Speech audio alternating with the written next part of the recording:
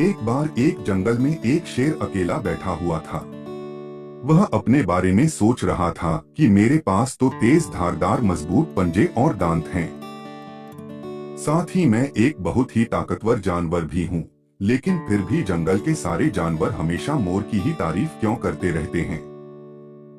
दरअसल शेर को इस बात से बहुत जलन महसूस होती थी कि सभी जानवर मोर की तारीफ करते थे।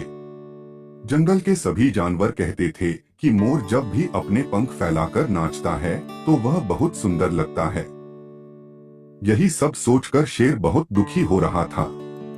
वह सोच रहा था कि इतना ताकतवर होने और जंगल का राजा होने पर भी कोई उसकी तारीफ नहीं करता है। ऐसे में उसके इस जीवन का क्या मतलब है। तभी वहां से एक हाथी जा रहा था। वह भी काफी दुखी था। जब शेर ने उस दुखी हाथी को देखा तो उससे पूछा, तुम्हारा शरीर इतना बड़ा है और तुम ताकतवर भी हो, फिर भी इतने दुखी क्यों हो? तुम्हें क्या परेशानी है? दुखी हाथी को देखकर शेर ने सोचा कि क्यों न मैं इस हाथी के साथ अपना दुख बांट लूं।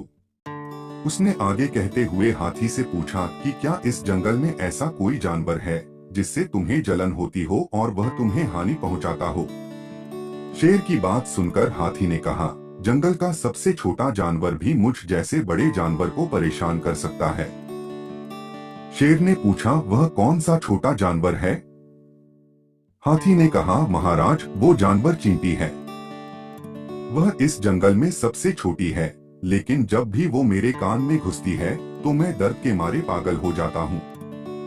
हाथी की बात सुनकर शेर को समझ में आ गया कि मोर तो मुझे चींटी की तरह परेशान भी नहीं करता है, फिर भी मुझे उससे जलन होती है।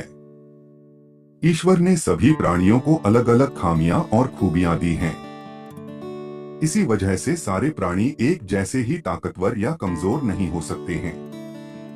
इस तरह शेर को यह समझ में आ गया कि उस जैसे ताकतवर जानवर में भी खूबियों के साथ कमियां हो सकती है। इससे शेर के मन में उसका खोया हुआ आत्मविश्वास फिर से बढ़ गया और उसने मोर से जलन करना बंद कर दिया।